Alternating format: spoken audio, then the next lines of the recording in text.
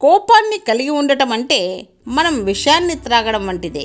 అది మనల్ని మాత్రమే బలి తీసుకోదు, ఎదుటివారిని కూడా బలి తీసుకుంటుంది. ఒక నది రాయిని చీల్చుతుంది, దాని శక్తి వల్ల కాదు, దాని పట్టుదల వల్ల. తప్పును ఈరోజు కప్పిపుచ్చినంత మాత్రాన రేపటి పర్యవసానాన్ని తప్పించుకోలేరు. సమస్యలు వచ్చాయని కూర్చుంటే రాయిని కూడా కదిలించలేము. ఒకసారి ధైర్యంగా ఎదిరించి చూడు.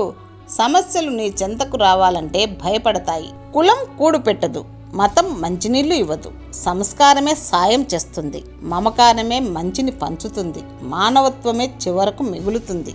ఆనందం అనేది డబ్బు సంపాదించడంలో ఉండదు, మనకు ఇష్టమైన పని చేయడంలో ఉంటుంది. రెచ్చగొట్టే వాళ్లకు, చిచ్చు పెట్టే వాళ్లకు దూరంగా ఉంటే లైఫ్ బాగుంటుంది. కష్టాలు ఏడ్చినా పోవు, సుఖాలు నవ్వినా రావు. అలవాటైతే కష్టాలే సుఖాలవుతాయి. చెడ్డవారితో స్నేహం మన స్థాయిని దిగజారుస్తుంది.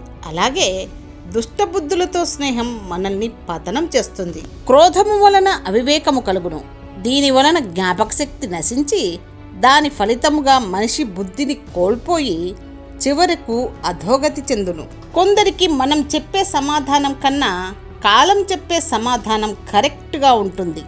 అందరూ నీతో ఉన్నప్పుడు భగవంతుని దృష్టి నీపై ఉందని సంతోషంగా ఉండు. ఏకాకి అయినప్పుడు భగవంతుడే నీతో ఉన్నాడనే నమ్మకంతో ఉండు. ఒక వ్యక్తి ఆర్థిక స్థితి ఎంత ఉన్నతంగా ఉన్నా కూడా జీవితంలోని ఆనందాన్ని అనుభవించాలంటే అతని మానసిక స్థితి కూడా అంతే ఉన్నతంగా ఉండాలి. ప్రేమ, నిజాయితీ, పవిత్రత ఉండేవారిని ఈ ప్రపంచంలో ఏ శక్తి ఓడించలేదు. ఇంకొకరితో పోరాడి జయించిన విజయం కంటే ఆత్మ విజయం పొందడమే అత్యుత్తమం. మనిషికి నాలుక ఒకటే, చెవులు మాత్రం రెండు. దీనర్థం తక్కువగా మాట్లాడు, ఎక్కువగా విను. నిలబడి ఆలోచిస్తే అద్భుతాలు జరగవు. నిరంతరం శ్రమిస్తేనే విజయం నిన్ను వరిస్తుంది. నీవు చేసే పని నీ అంతరాత్మకు సమాధానం చెప్పుకోగలిగితే చాలు.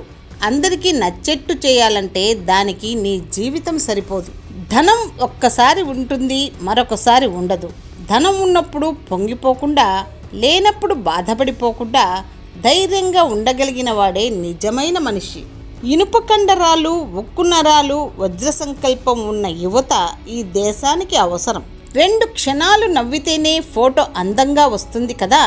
మరి ఎప్పుడూ నవ్వుతూనే ఉంటే లైఫ్ ఎంత ఆనందంగా ఉంటుంది. నేను చేయగలను అని ఒక పని పట్ల పట్టుదల కలిగి ఉంటే మీరు ఆ పనిని సగం చేసినట్లే. పుట్టుకతో ఎవరూ గొప్పవారు కాలేరు. మన ప్రవర్తన, మన చేతలే మనల్ని గొప్పవారిగా మారుస్తాయి. ప్రతీకారం కోసం నువ్వేమీ చెయ్యకు, కాలమే సమాధానం చెబుతుంది. దేవుడు కొట్టే దెబ్బ భయంకరంగా ఉంటుంది. ప్రజలను పరిపాలించే ప్రతి నాయకుడు ధనవంతుడు కావచ్చు, కాకపోవచ్చు. కానీ మట్టిని సాగు చేసే ప్రతి రైతు బీదవాడిగానే బ్రతుకుతున్నాడు.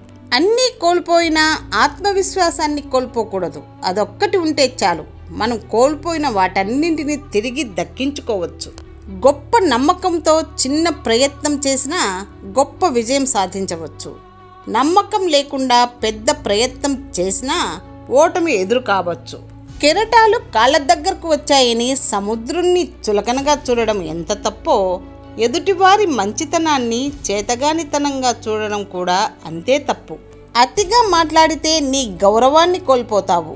అతిగా ఆశపడితే నీ సంతోషాన్ని కోల్పోతావు. అతిగా ఆలోచిస్తే నీ ప్రశాంతతను కోల్పోతావు. అతిగా ఇష్టపడితే నీ విలువలను కోల్పోతావు. నీళ్లు లేని బావి దగ్గరకు బిందెలు పట్టుకొని ఎవ్వరూ రారు. అలాగే ప్రేమ లేని మనుష్యుల దగ్గరికి బంధాలు పట్టుకొని ఎవరూ రారు. మగాడిని నమ్మించగలిగిన ఆడదే మోసం చేయగలదు.